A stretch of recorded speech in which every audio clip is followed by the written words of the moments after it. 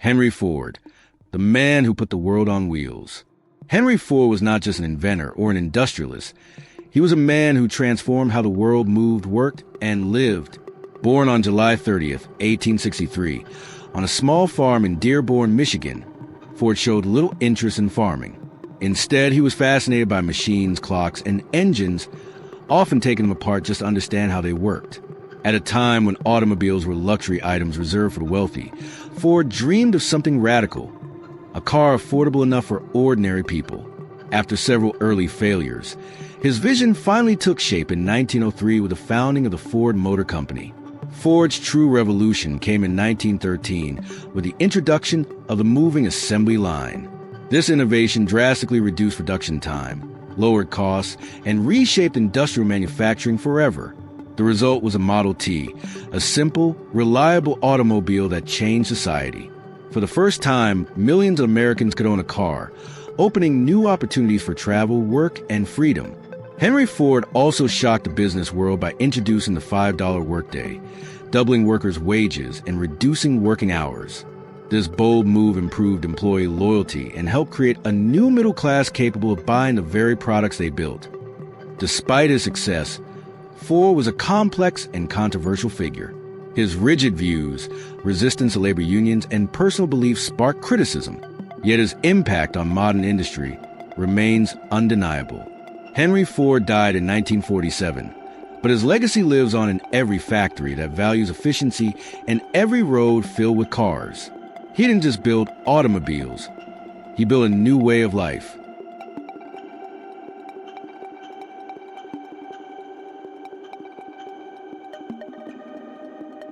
It is the 1st of October, 1908. In the city of Detroit, in the state of Michigan, a seemingly innocuous event is taking place. At an automobile factory at Piquette Avenue, in the north of the city, the finishing touches are being made to a new car, the Model T. This vehicle is not like any other, though, as over the next 19 years, 15 million of them will be sold, and it will revolutionize both personal transportation and human industry itself through mass production. Looking on is a man whose legacy is just as important to American and world history as many of its presidents. His name? Henry Ford, founder of the Ford Motor Company.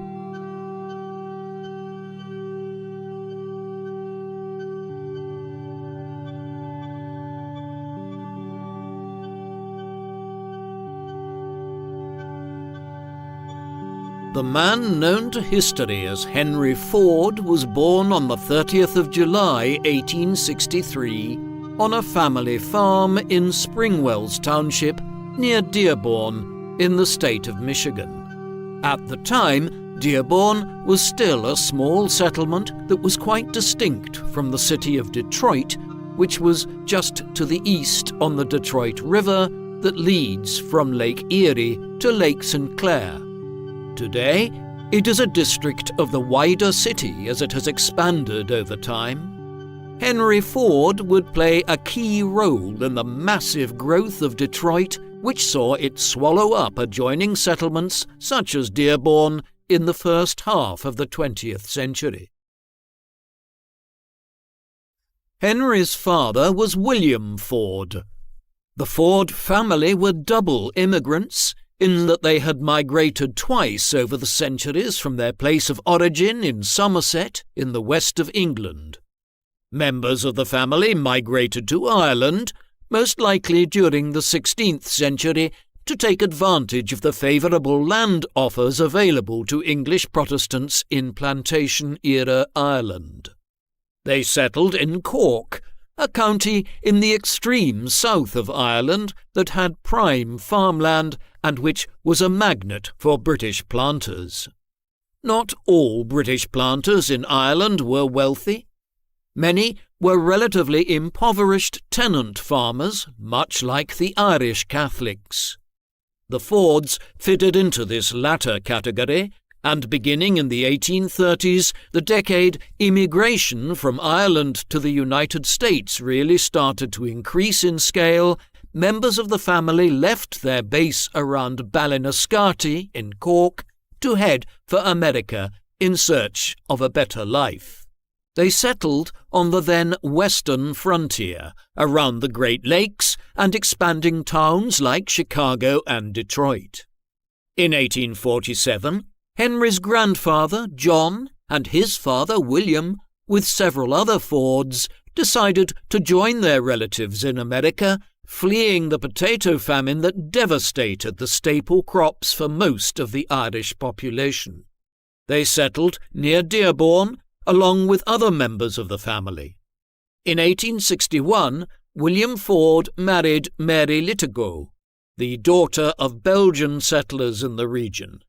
Henry was the first of their 6 children. By the time Henry was born in 1863, the Fords were doing much better in Michigan than they had ever done as farmers back in Ireland. The Michigan region was densely forested when settlers of European extraction began arriving there in the first half of the 19th century.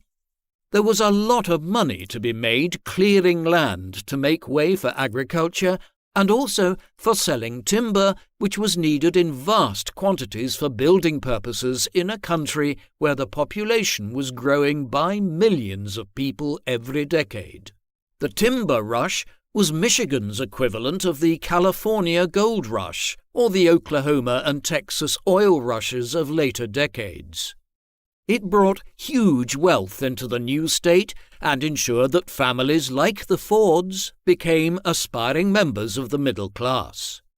As a result, Henry was well educated. He went to a Scottish settlement school for his primary education in the early 1870s, where he became fully literate, along with studying subjects that would later shape his career as an engineer, such as mathematics. He developed a keen interest in mechanics from a young age, tinkering with engines and devices like clocks whenever he could find them and trying to understand how they worked. In 1875, when he was just 12 years old, Ford recalled 2 significant events took place in his life.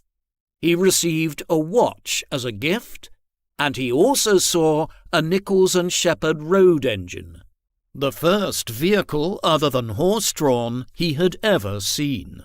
A year later, his mother died in childbirth, an event which caused him to become more withdrawn. Michigan was only one center of the massive social, economic, and industrial development of the United States in the 19th century.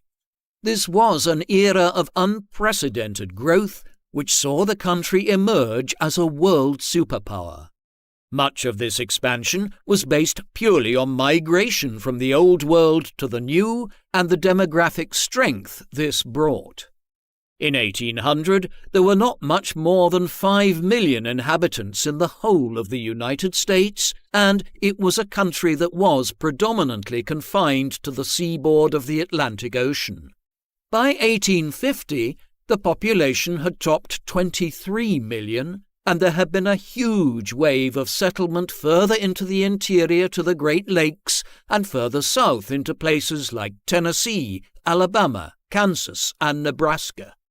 The American West was also opening up, with victory over Mexico and the American-Mexican War of 1846 to 1848.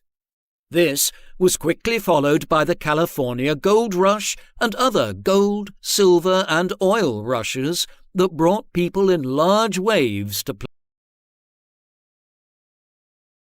places like Texas, Colorado, Arizona, and Oklahoma in the second half of the 19th century. By 1900, the country's population had reached 76 million people. Underlying all of this was massive industrial and technological development. Because of its close cultural ties to England, the Industrial Revolution arrived in the United States comparatively early and by the time Henry Ford was born in 1863, many cities in the country were hubs of industrial activity. America was also becoming a centre of innovation. The factory, the steam engine, and the railways might have all evolved in England, but by the second half of the 19th century, American inventors were starting to eclipse their British cousins in important ways. Most notably, Thomas Edison, the man who more than any other began the electrification of the world. All of this was important in framing the background against which Henry Ford would make his own major contributions to Western industrial and technological development. Before long, there were direct ties between Ford and Edison. At the end of the 1870s, while he was just a teenager by modern standards, young Henry moved to nearby Detroit, which was already expanding towards Dearborn, the population having swelled from around 15,000 when Henry's father first arrived in Michigan in the late 1840s to top 100,000 people 30 years later when Henry relocated there. This was in 1879, and he soon found work as an apprentice to a machinist. This was the first of several jobs he held over the next 3 years with several companies in the city. He returned to Dearborn in 1882, the same year that Edison turned on the Pearl Street station in New York City and began the electrification of people's homes in Manhattan. Meanwhile, Ford ended up working in a way for Edison's great rival back in Dearborn. The Westinghouse Company was developing machines that were used for various agricultural activities, notably the Westinghouse farm engine that became available in the mid-1880s and which was used as a portable steam engine that could be plugged into sawmills and threshing units to provide power. Ford became adept at repairing these in Dearborn and the surrounding region. He spent much of the 1880s engaged in this and periodically working in Detroit, all the while developing his abilities as an engineer and mechanic. Eventually, in 1891, as the electrification of Detroit was proceeding at speed, Ford acquired a job as an engineer with the Edison Illuminating Company. By 1893, he had become a chief engineer and was earning a good living. However, his interests throughout this period were really in designing automobiles. Ford was engaged in the automobile revolution from the point which it really began in the mid-1880s, though efforts to design something akin to a modern automobile had first been undertaken all the way back in 1769, when a French inventor by the name of Nicolas-Joseph Cugnot had built a carriage-like machine called the Fadier à vapeur that was propelled forward using a steam-powered locomotive. There were many other experiments in designing a steam-powered car or carriage in the decades that followed, but over time, attention switched from forms of steam-powered personal transportation to using steam power to produce mass transportation. This resulted in the development of the railways or trains in the early 19th century. Designers had figured out that while individual steam-powered carriages remained impractical, given the technology available in the early 19th century, large carriages connected together and placed on a track were much more feasible. The railway revolution began in England in the late 1820s and spread around the world in the decades that followed. By the 1870s and 1880s, countries like the United States were crisscrossed by networks of thousands of kilometers of railway lines. It was only then that inventors returned to the issue of creating personal steam-powered transport. However, the goalposts had moved. As a result of the advent of petroleum as a new form of energy, which meant large coal-powered steam engines were no longer needed. Others were even looking to design electric-powered cars, and did so in Germany from as early as 1888. It was in the same country that Carl Benz invented what is usually viewed as the first modern automobile in 1885. In the years that followed, a raft of familiar European car companies like Peugeot, Tatra, Renault and Fiat came into existence in Austria, France and Italy, while designers like Ferdinand Porsche were developing a wide range of different types of automobile. This was the context in which Ford was trying to develop his first cars from the mid-1880s onwards. Henry Ford was a contributor to this age of automobile innovation from its first days. Beginning in the 1880s, while he was working as a mechanic, and then later, after he joined the Edison Illuminating Company, he worked part-time on building his own engines and prototype cars. From early on, Ford became convinced that the best way to do so was to try to develop petroleum-fueled engines rather than electrical ones or those that tried to employ coal-fired steam engines. An important early design by Ford was the Ford quadricycle. He developed this while living in Detroit from 1896 onwards. It was basically a double bicycle, with 4 large wheels like those used on bicycles standing at the 4 corners of a frame that had 2 seats on it. There was no body to the car to speak of. It was a 2-seater bench on top of a frame with 4 wheels and an engine, the kind of thing a person would build if they were trying to assemble a very primitive automobile. Nevertheless, it had a large number of features that would go into making some of the earliest Ford cars. It had 2 gears, although no reverse. This was just one of several designs he produced over these years. In 1888, he married Clara Jane Bryant, who was the daughter of a local Michigan farmer, Melvin Bryant, and his wife, Martha. The marriage was happy, though it only resulted in a single healthy child. A boy was born in 1893 whom they named Edsel. It's unclear why they never went on to have more children at a time when it was common for people to have 4, 5 or more children. Henry Ford would develop his name and his fortune through the Ford Motor Company, but it was not the first automobile firm he would establish, as there had been a handful of other enterprises before. His early experimentation with car design in the 1880s and 1890s had grown into a serious business pursuit by the late 1890s. This was reflective of developments across Europe and the Americas as years of trial and error by inventors were finally resulting in plans to set up commercially viable companies that could mass-produce cars in much the same way that companies like Uber, Google and Tesla today have spent years experimenting with self-driving cars, and they are only now seeing these plans come into fruition in the mid-2020s.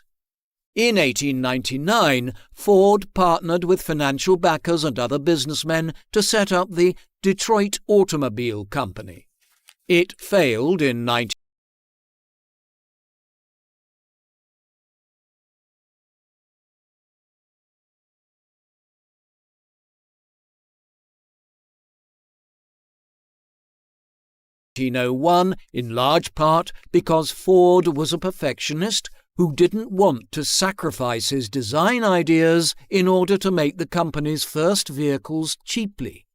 This then morphed into the Henry Ford Company that same year, which could be viewed in some ways as an alternative version of the Detroit Automobile Company, just with a different name, as the financier, William H. Murphy, remained Ford's primary backer from 1899 onwards. A year later, Ford established Ford and Malcolmson Limited, which again led to a dispute between engineers and moneymen. and this, in turn, prompted the eventual establishment of the Ford Motor Company in 1903. After a lot of trial and error, this was the company which would finally survive and become one of the world's most successful industrial entities and brand behemoths. Incidentally, 1901's Henry Ford Company was spun off by its other investors and subsequently became the Cadillac Automobile Company. The Ford Motor Company hit the ground running in 1903. By then, Ford had developed numerous different car models that were each an evolution of earlier models, such as the Ford quadricycle. Furthermore, he had several investors and plenty of money to spend on setting up his workshop and operations, though not yet enough to go into mass production of any kind. What changed matters were the events of the 12th of January 1904. This was a period in which race meets were being held regularly for automobile enthusiasts and businesses to demonstrate their latest models. At one such meeting in New Baltimore in Michigan in mid-January 1904, Henry Ford demonstrated the Ford 999 Racer. This was not a commercially viable car. Instead, it was a prototype, but it set a new land speed record that day, topping 90 miles per hour or nearly reaching 150 kilometers per hour.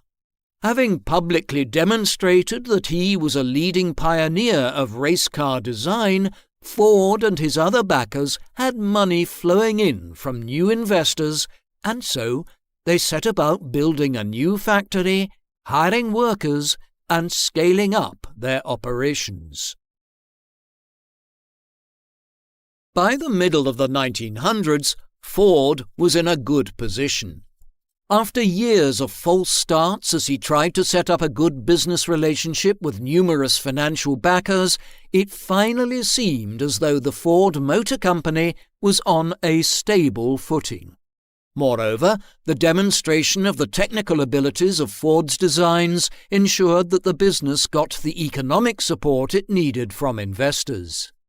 Ford consequently concentrated on perfecting a model which he believed could be mass-produced for a wider market. This was the holy grail of car manufacturing at the time. There was no shortage of designers in Europe and the Americas who had produced car models, but none had come up with an automobile that could be made at scale and in a way that ordinary middle-class people could afford one. Henry Ford was the man who finally cracked the code. The car that he did it with is known as the Model T. T is the 20th letter in the English alphabet, and the Model T was the 20th car that Ford had designed. There was no set date on which he began working on this car model. It evolved out of earlier models which he had refined and tweaked here and there. The Model A, for instance, was being produced by the Ford Motor Company as early as 1903, while several hundred units of the Model C went on sale in 1904.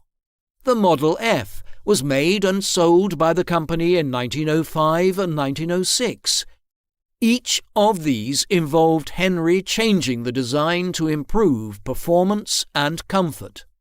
By the time the Model T was introduced and went on sale in 1908, the design had been tweaked in numerous ways from the earlier designs. It was available early on in both a 2- and 4-seat version, while a retractable roof was also a feature that evolved into a hard roof over time.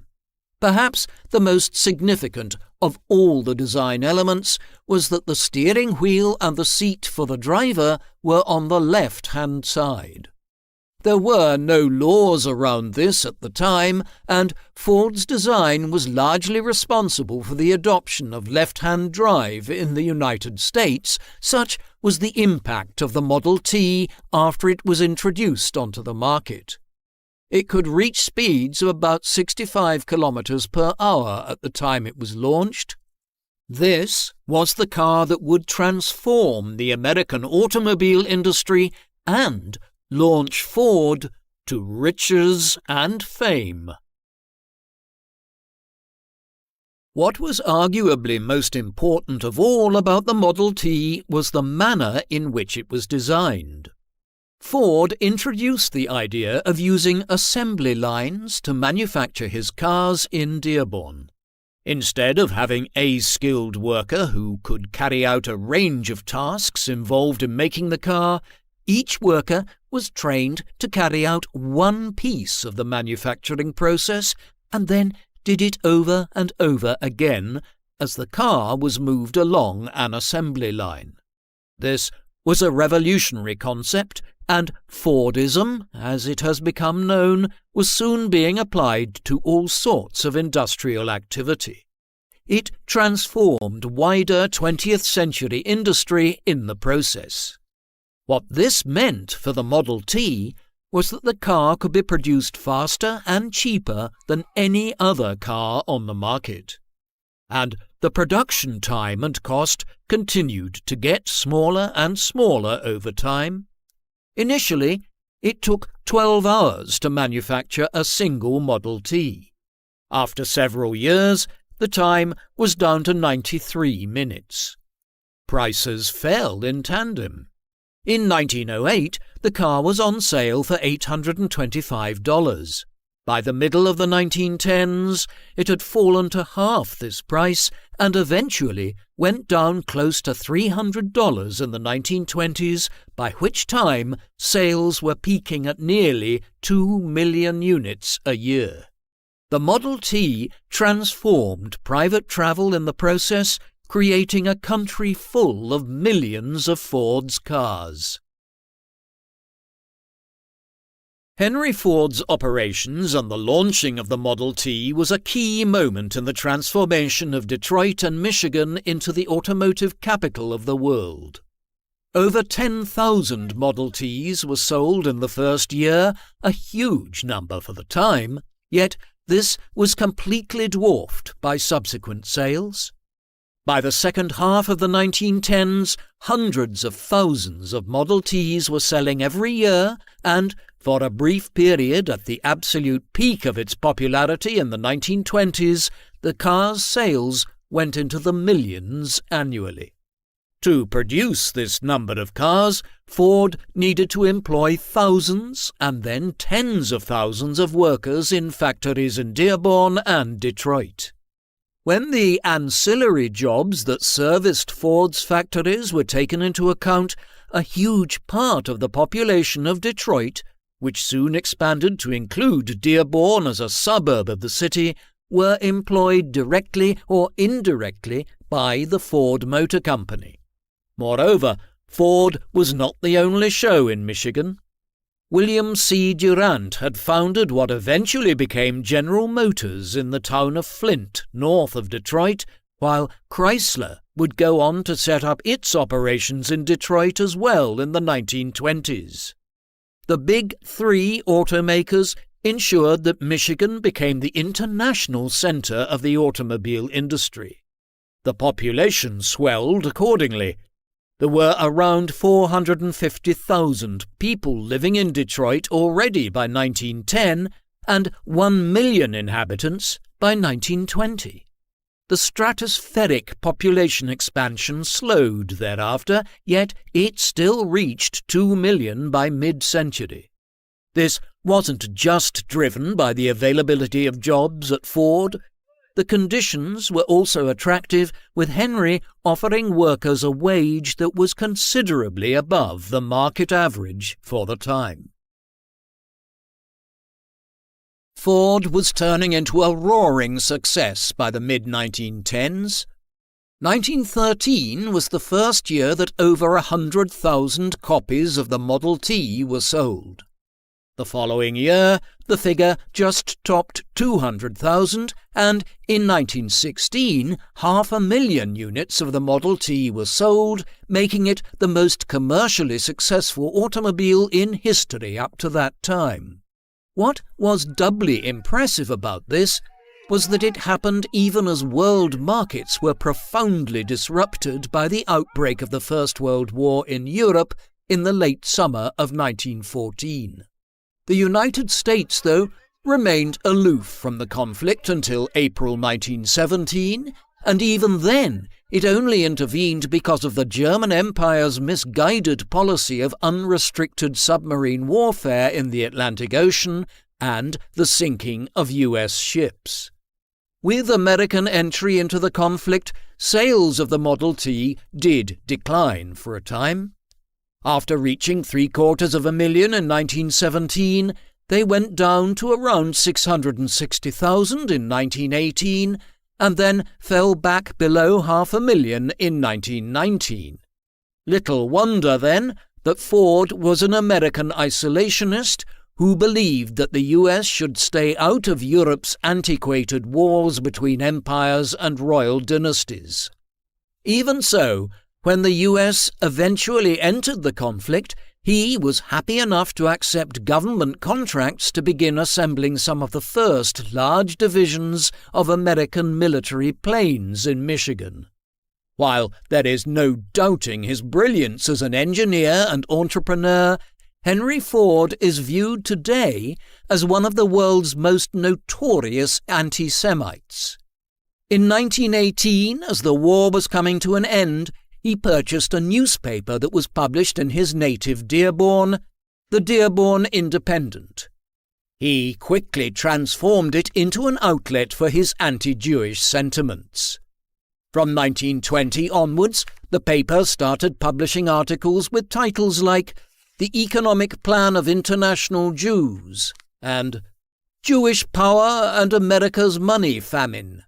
These fed anti-Semitic tropes that were rampant at the time about Jewish money being responsible for fomenting conflicts like the First World War and wealthy Jewish businessmen and financiers playing an outsized role in running world politics and affairs. Ford's anti-Semitism was unfortunately all too common in early 20th century America and elsewhere in the Western world. However, he was able to use his wealth and clout to transform the Dearborn Independent into one of America's best-selling newspapers, poisoning the public sphere with anti-Semitic views. He even subsequently published these articles as a book entitled The International Jew, that was translated and published around Europe in the years leading up to the Holocaust of the continent's Jewish people. It's speculated that the US might have taken in more Jewish refugees fleeing from the Nazis in the years ahead had it not been for Ford's publications. Beyond his rather unpleasant foray into anti-Semitic publishing, Ford's business affairs continued to boom into the 1920s. Sales of the Model T peaked in the middle of the decade as the post-economic and political crises that went on from 1918 to 1923 came to an end, and the Western world entered into a major bout of economic and industrial growth between 1924 and 1929. Sales of the Model T topped 2 million units in 1 year in 1923 and saw similar sales in 1924, 1925 and 1926. Ford and the Ford model of industrial development along assembly lines became household names and methods of production all over the world in the process. A little-known fact is that Henry tried to replicate this success in the burgeoning airline industry. The aviation revolution had begun in December 1903 when the Wright brothers managed the first successful heavier-than-air flight at Kitty Hawk in North Carolina. A period of incredibly swift innovation followed, and by the early 1910s, air shows were taking place all over the world to demonstrate new models. The First World War accelerated innovation in air flight. However, commercial air travel remained elusive, and most planes continued to hold only 2 or 3 people. In the mid-1920s, Ford decided that he might be able to make a major step forward in this field. In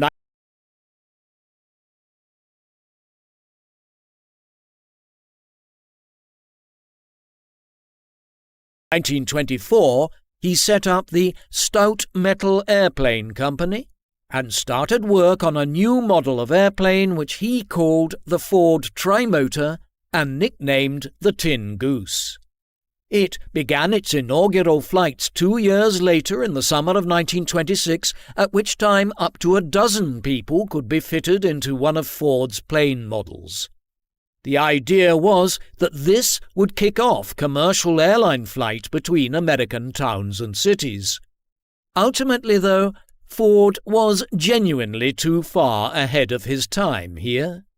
It would take the Second World War and the massive advancements made in aviation during it before the world's first really viable commercial airline companies emerged and began opening up the world to mass aviation in the 1950s and 1960s. In 1928, business was booming, and Ford embarked on one of the most peculiar endeavours of his entire career. By then, his business and the wider automobile industry was so successful that he was running into a problem. The world simply could not produce enough rubber at a cheap rate to meet the demands for the commodity to make the tyres of car wheels.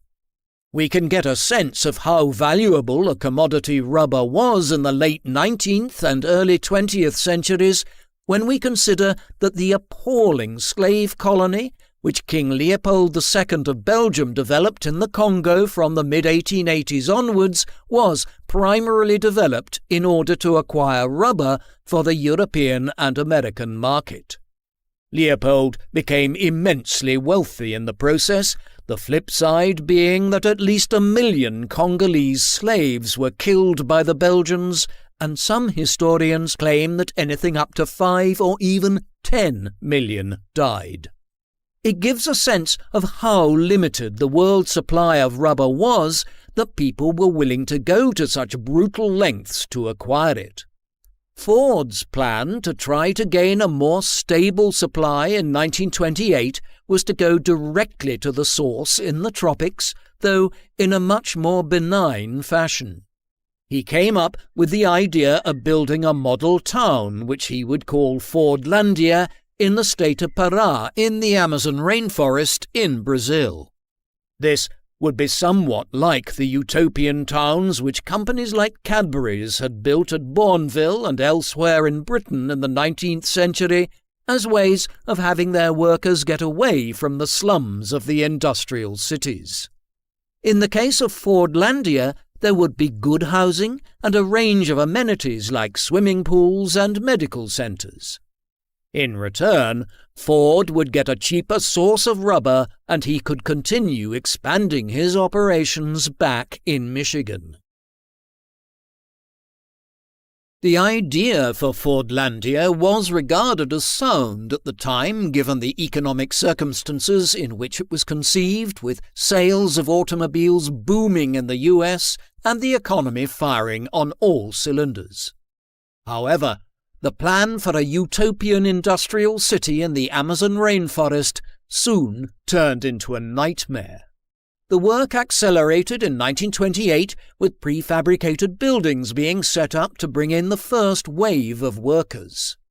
From the beginning, the Americans in charge of overseeing the project ran into problems. They were unused to the climate and other difficulties which it created. On top of this, Ford simply adopted an excessively parental attitude towards his workers. He tried to ban alcohol and tobacco and created an environment in which workers became restless at efforts to impose prohibition, which itself had run into major difficulties in America. There were even efforts to regulate the diets of the workers. Before too long, the workers were in open revolt. They began undermining the progress of the building work and even cut telegraph lines to limit communications between the management team at Fordlandia and the outside world. By 1930, relations between the workers and the Ford Motor Company had deteriorated to such an extent that divisions of the Brazilian army had to be called in to maintain order. In any event, the Wall Street crash of October 1929 and the Great Depression that followed it had seen sales of automobiles plummet, and with it, the price of rubber. By 1934, the Fordlandia site had been completely abandoned without ever having become a major source of rubber production. The foremost legacy of it today are the abandoned remains of the buildings in the Amazon rainforest. This tussle between Henry and Edsel was important. Henry Ford was a brilliant innovator, a man who not only revolutionized the mass manufacturing of cars and car ownership, but who also transformed the very nature of Western industrial processes. Yet, he became set in his ways, believing that the stratospheric success of the Model T indicated that Ford would continue to be successful. This simply isn't the case with any company. Apple, for instance, became the most successful company in the world under Steve Jobs, but many people view it now as failing to innovate and being too reliant on sales of the iPhone. Ford was in the same position by the mid-1920s and 1930s. Edsel wanted to change this, perceiving that his father's traditional approach would cripple the company in the long term, while Chrysler, General Motors, and others innovated past Ford. Thus, in the late 1920s and through the 1930s, Edsel began to coerce his father into releasing new models. Yet even these were limited in terms of how much they departed from the Model T. The Model A, for example, which was released in 1927, was similar to the Model T in many respects. Slowly, Edsel's viewpoint won out. The Model B was launched in 1932 to replace the Model A. It shared the bodywork with the Model 18, which was launched at the same time with a V8 8-cylinder piston engine of the kind which has become standard in modern automobiles. Equally, Edsel convinced his father to start manufacturing sports cars like the Lincoln Zephyr as a higher-end model for a more limited customer base with more money to spend. Overall, the Ford Motor Company was changing direction in the 1930s. Part of the reason why Edsel was playing a more prominent role in the management of the Ford Motor Company was that Henry was simply becoming more involved in political affairs. In the 1930s, there was a growing schism within the politics of the United States. Although it had been horrendously impacted on by the Great Depression, the US was not struck by the same level of extremist politics that had spread across continental Europe.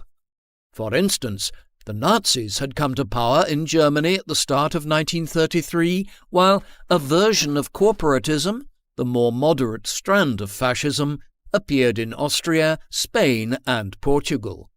Soon military dictatorships and fascist governments came to power all over Europe as the Second World War loomed and finally broke out in September 1939.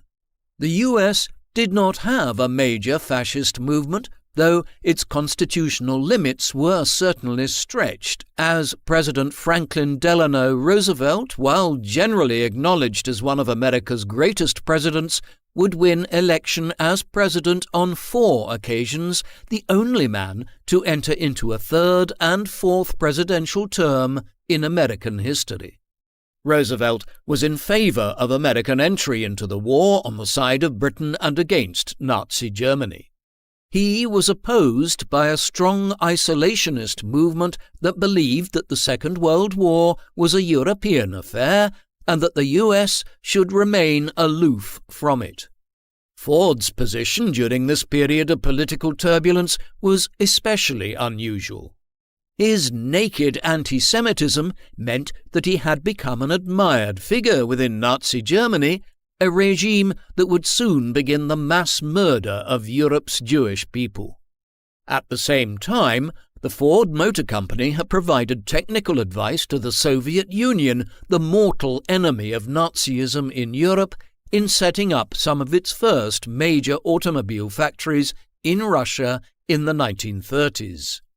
Hence, Ford's politics were strangely contradictory during the descent into the Second World War. Once the war broke out in September 1939, following Germany's invasion of Poland and the subsequent counter-declaration of war on Germany by Britain and France, the political landscape shifted in the United States in ways in which Ford was directly involved.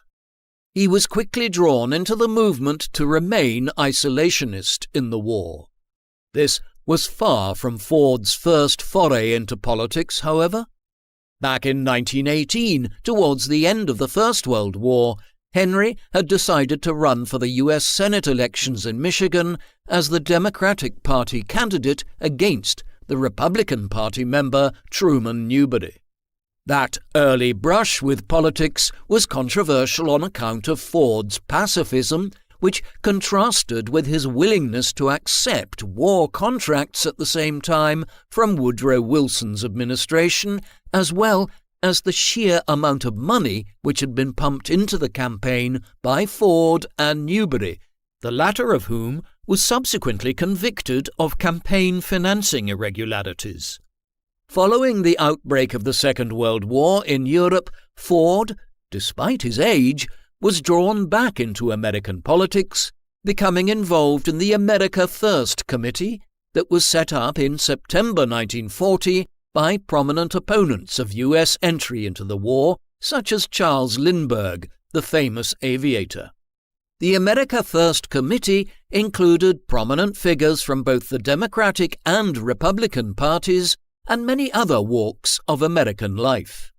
Ford was the most influential member of the committee, which campaigned aggressively through late 1940 and into 1941 to keep the U.S. out of the war, even as President Roosevelt provided clandestine aid to Britain and then the Soviet Union as Germany conquered much of Europe in the first 2 years of the war. The America First Committee might well have been successful in the long run in ensuring that America remained aloof from the European conflict, had it not been for separate developments in the Far East. For years, the Empire of Japan had been expanding aggressively on the other side of the Pacific Ocean with the goal of dominating the Far East and Western Pacific. To that end, it had conquered Korea and was gradually conquering China. However, it was running out of sources of petroleum with which to continue its huge war effort in China, and the US government was limiting its sale of vital resources like this to the Japanese. In December 1941, the Japanese took the decision to go to war with the US and Britain in order to try to quickly gain dominance in the Pacific Ocean and gain access to the oil fields of Borneo and Southeast Asia. Following the preemptive attack on the naval base at Pearl Harbor in Hawaii, the US entered the Second World War. The America First Committee almost immediately disbanded, and once again Ford, despite his general antipathy to war with Nazi Germany, began repurposing his vast factories to produce American war materiel. Over the course of the war, the Ford Motor Company produced hundreds of thousands of planes and military vehicles for the US government, with the B-24 Liberator bomber becoming especially synonymous with Ford and his production facilities in Michigan. Henry Ford also had his attentions diverted elsewhere during the conflict. Long before the Second World War had broken out, Edsel had become the de facto head of day-to-day operations of the Ford Motor Company. Henry remained in charge in name only. By this time, he was in his late 70s and not up to running the company in any practical manner. It was, therefore, a tremendous blow to Henry on both a personal and professional level when Edsel became seriously ill right around the time that the US entered the Second World War with a stomach condition. He underwent surgery early in 1942 for stomach cancer. It had, however, spread, and the surgery was only partially successful. Things stabilized all the same, and the Fords believed that he might live for many more years. In April 1943, his condition deteriorated very rapidly. He felt unwell after returning from a trip to Florida, and then, in mid-May, his health collapsed entirely. Edsel died on the 26th of May 1943 at 49 years of age. The death of Henry's only child saw him attempt to step back in to take over the running of the day-to-day activities of the Ford Motor Company, a move that was not ideal. Henry turned 80 years old himself that summer and was simply not up to the task. By the time he returned to try and run the company in 1943, Henry was also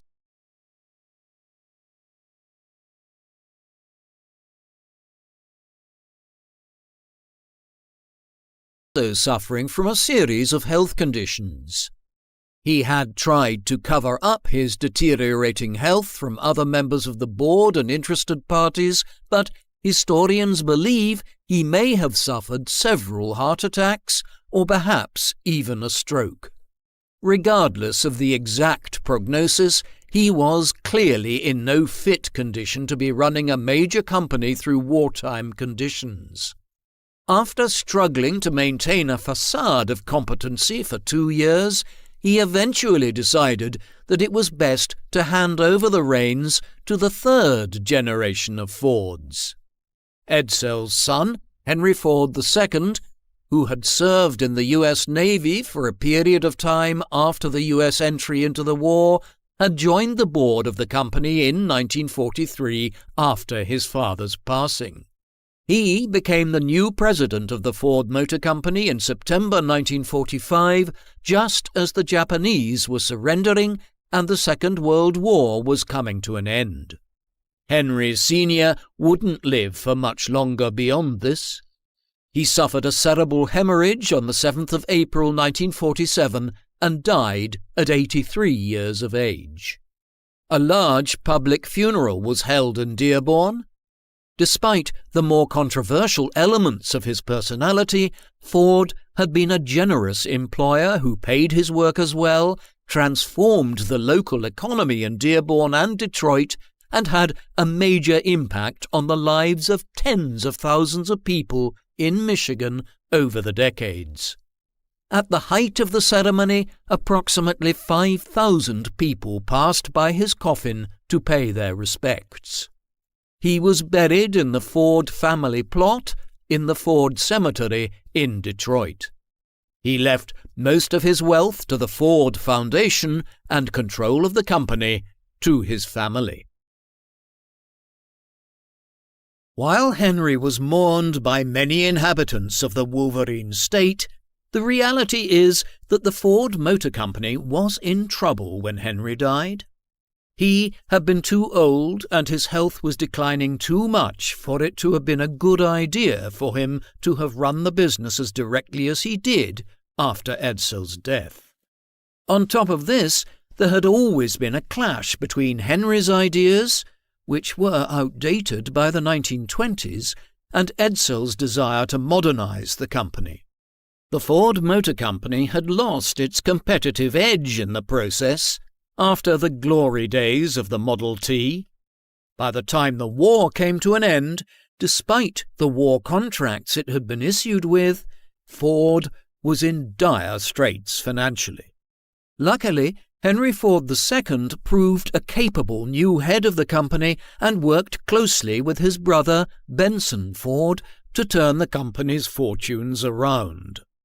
Benson was more design-orientated and played a leading role in designing the 1949 Ford, the company's first major new model after the war.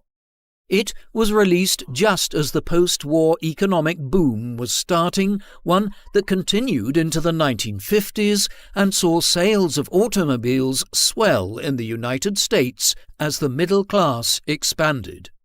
On the back of the success of the 1949 Ford and new models of cars and trucks besides in the 1950s, Henry Jr. took the firm public in 1956 with the largest initial public offering in U.S. history at that time.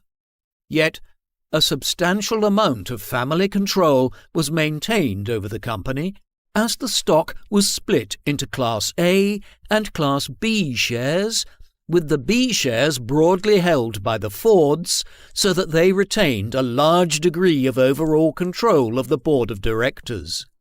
Hence, unlike major American business dynasties like the Vanderbilts or the Rockefellers, who in the course of the 20th century broadly moved away from the industries that their family fortunes were made from, railways and oil, the Fords have continued to play an important role in the Ford Motor Company down to the present day.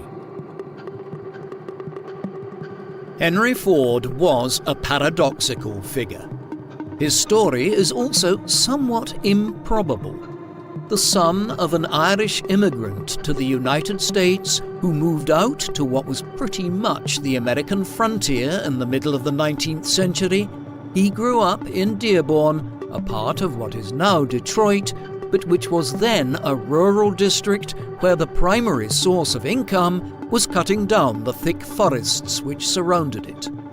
Ford caught the engineering bug at an early age in an era of extraordinary innovation and ended up working for the genius of the age, Thomas Edison, before going out on his own, repairing steam engines and tinkering around to try and develop his own design for an automobile. The latter endeavour was the making of him. By the late 1890s, he was working to establish his own automobile company with several individuals and financial backers as the race to develop commercially viable cars heated up.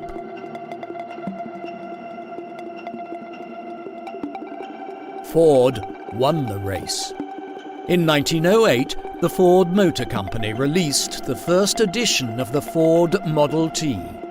It transformed the world, not just by leading to a massive acceleration in the adoption of automobiles, but also in terms of how industrial manufacturing was undertaken on assembly lines. By the 1920s, Ford was the titan of the American automobile industry, and Michigan was the global center of car manufacturing. And yet, he did many things which cannot be overlooked. Ford was an unequivocal anti-Semite, while, as the Second World War was breaking out in Europe, his political activities became unsavory in America. All of this has to be kept in mind when assessing Henry Ford's legacy, but there is absolutely no doubting that the same man, no matter what his flaws were, changed the course of the 20th century.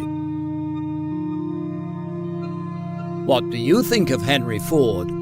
Should he be remembered as the individual who ushered in the automobile revolution and changed how industrial manufacturing was carried out all around the world?